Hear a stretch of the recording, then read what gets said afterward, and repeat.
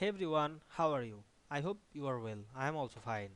Need to calculate your exact word count excluding reference, bibliography or citation in Microsoft Word?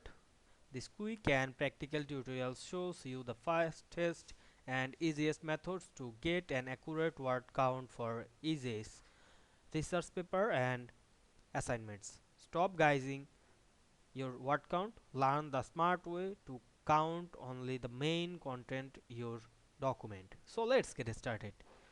At first you have to open your document. Now we can see here a assignment.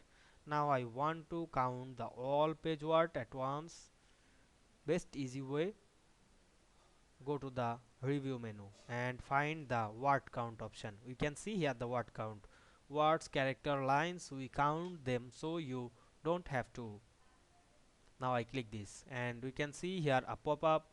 Here the statistics page is 8, word is 1792, character no space 9692, character with a space 11412, paragraphs is 67, lines is 28.